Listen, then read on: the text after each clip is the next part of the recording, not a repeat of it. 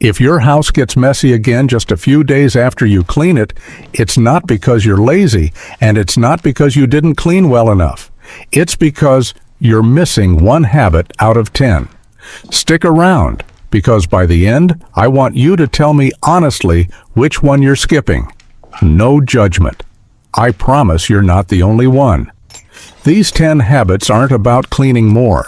They're about cleaning smarter, a few minutes at a time, so your house never gets far enough behind to need a big cleanup in the first place. I've used every one of these myself, and if it's useful, subscribing keeps it from getting buried in your feed. Let's start with the first one.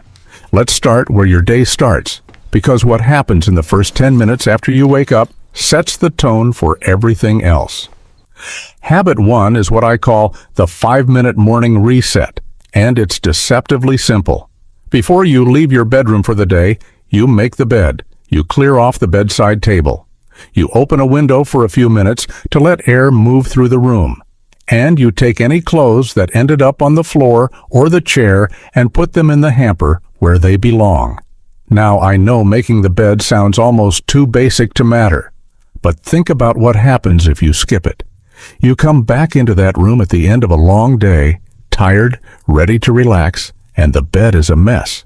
There are things piled on the nightstand, and the room just feels unfinished. Your brain registers that as unfinished business, even if you can't quite name why you feel unsettled. A made bed does something strange and wonderful. It makes the whole room look orderly, even if nothing else in the house has been touched. It's the cheapest visual win available to you every single day. The clothes in the hamper part matters more than people think too. A chair with clothes draped over it becomes a permanent fixture faster than you'd expect. Once that chair becomes the place where clothes live, it stops being a chair. It becomes a landing pad, and landing pads spread. Suddenly, there's a landing pad on the dresser too. 5 minutes in the morning stops that pattern before it starts. Now let's jump to the other end of the day, because there's a mirror image of this habit waiting for you in the evening, and it might be the single most important one on this entire list. Habit 2 is evening kitchen zero. Before you go to bed, the dishes are washed or loaded into the dishwasher and running. The counters are wiped down, the sink is empty, and you do a quick check that the trash isn't overflowing. I want to tell you why this one specifically changes how your whole home feels, not just your kitchen. When you wake up to a clean kitchen, your morning starts with a small, quiet win instead of a small, quiet defeat. You're not walking into last night's mess while you're still half asleep and trying to make coffee. You're not adding this morning's dishes on top of yesterday's dishes, which is how a sink full of dishes turns into a sink and both counters full of dishes by Thursday. There's something else going on here too, and it's about decision fatigue, which is a real thing that gets worse as we get older and our days get fuller with appointments and errands and calls. Every messy surface you encounter during the day is a tiny decision. Do I deal with this now? Do I ignore it? Where does this go?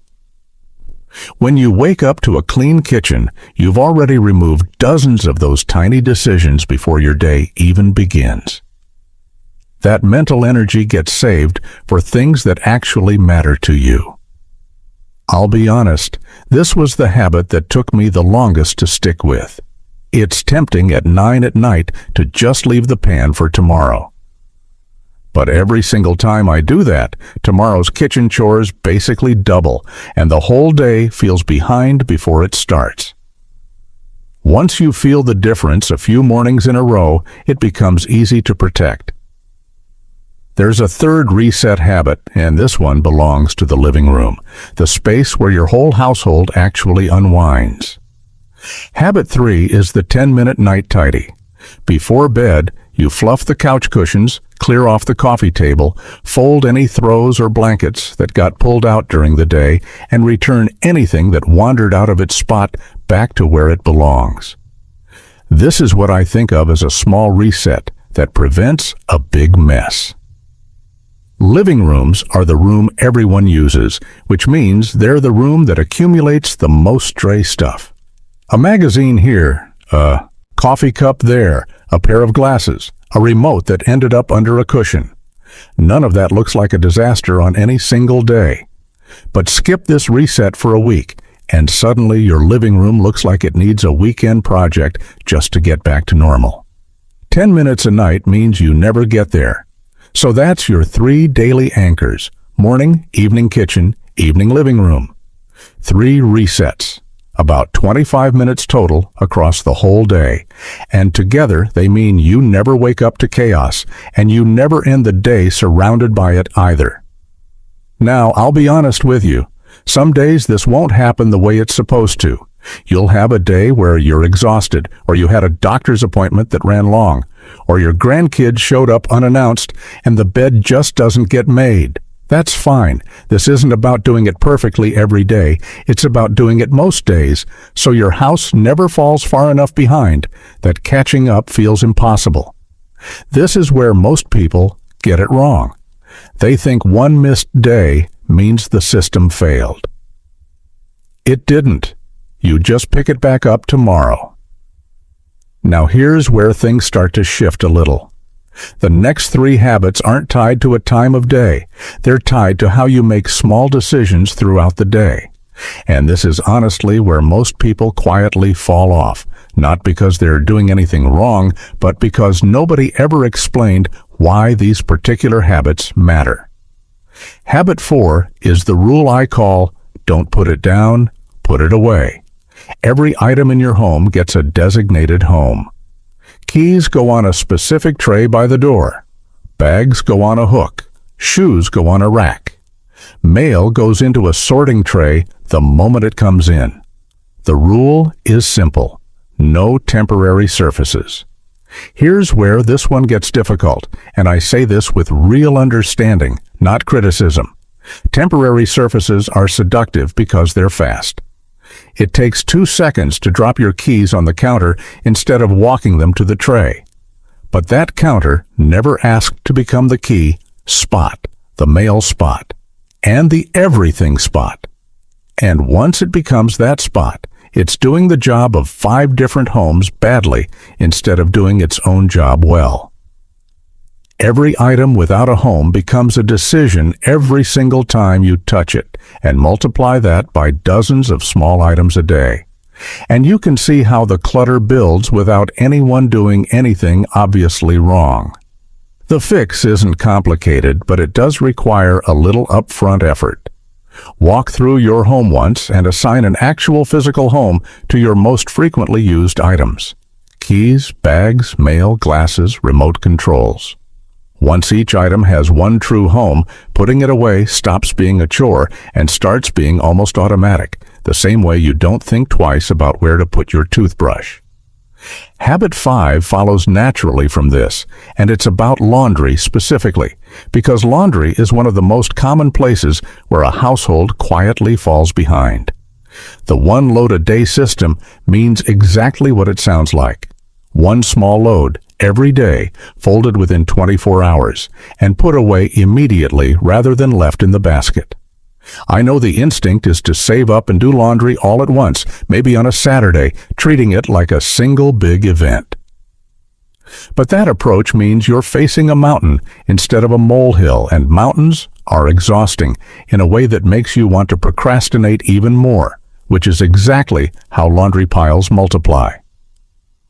A basket you're avoiding on Saturday becomes 2 baskets by the following Saturday. 1 small load a day is almost invisible as a task. It takes a few minutes to start a load, a few minutes to fold it later, and it never becomes a weekend project that eats your Saturday morning. This is the habit that quietly prevents that overwhelmed feeling of looking at a laundry room and not knowing where to even begin. Now, habit 6 is the one I mentioned at the very start of this video.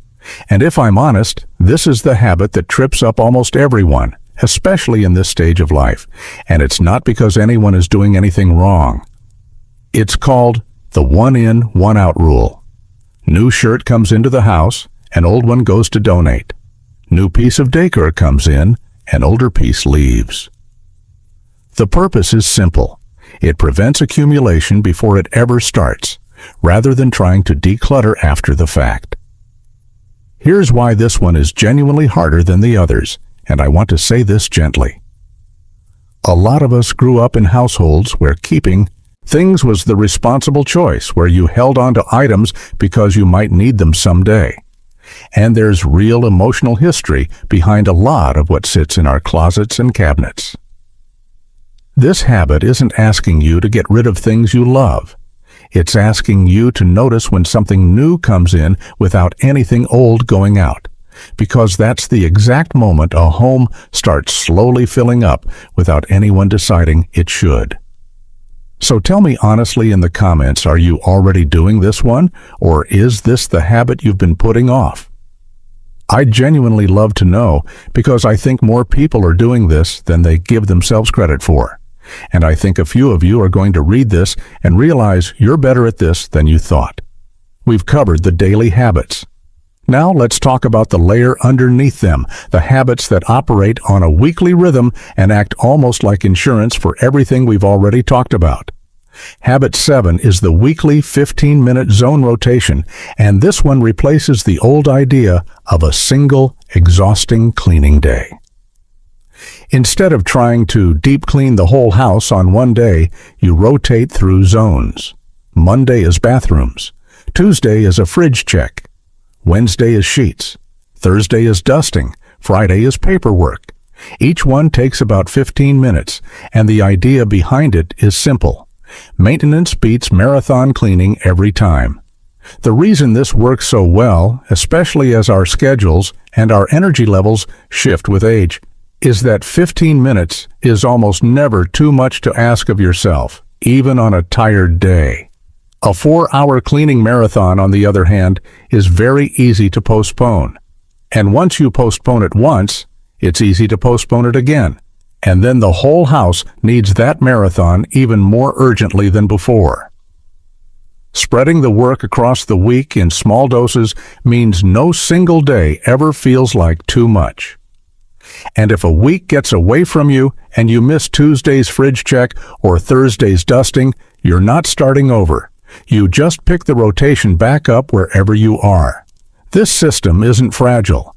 It's built to bend a little without breaking, which is exactly what a real week actually looks like. Habit 8 is about which surfaces in your home actually need to stay clear, because not every surface deserves the same level of attention. Organized homes protect a few specific areas above all else: entryways, dining tables, and kitchen counters. These are the spaces you and your family interact with constantly, and there's a simple truth behind why they matter so much. Clutter attracts clutter. Think about it this way. An empty dining table stays empty far longer than a dining table that already has one stray item on it. The moment something lands there, it becomes visual permission for the next thing to land there too, and then the next. But a table that's consistently kept clear signals, almost silently, that this isn't a landing zone. Protecting just these few key surfaces does more for how organized your whole home feels than almost anything else on this list, because these are the surfaces you and everyone who visits actually sees first. Habit 9 is one of my favorites, because it makes decluttering something that happens naturally instead of something you have to schedule and dread. It's called the donation basket, and it's exactly what it sounds like. Keep a box or a basket in a closet, always available, for clothes that no longer fit, items you're not using, or things that have just been sitting around without a purpose. The magic of this habit is that it turns decluttering from an event into a continuous, low-effort process. Instead of waiting for one overwhelming purge where you have to make 50 decisions in an afternoon, you're making one small decision here and there whenever something naturally reveals itself as no longer needed. By the time the basket is full, you take it to donate, and you never had a single moment that felt like work. And that brings us to habit 10, the one that ties everything else together. Everything has a container. Bins, trays, dividers, baskets, whatever fits your space and your style. The idea is that containment creates visual calm. When items have physical boundaries, even a space that technically holds a lot of stuff can look composed and intentional rather than chaotic. A drawer full of loose items feels messy the second you open it.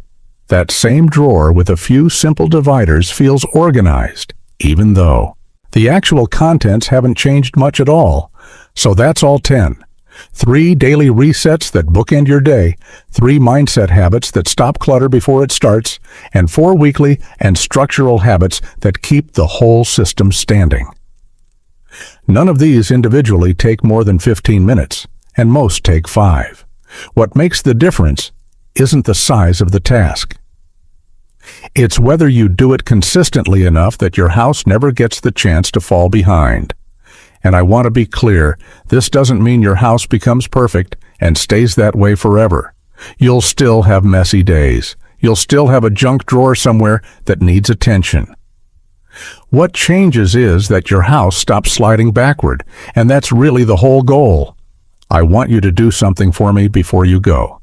In the comments, tell me honestly which of these 10 you're already doing without even thinking about it, and which one you know, deep down, you've been avoiding. I read every single comment on this channel, and I promise you, you are not alone in whichever one you pick. If this helped you see your home a little differently today, the next video breaks down a full 20-item declutter system, one room at a time, and it pairs perfectly with everything we just covered.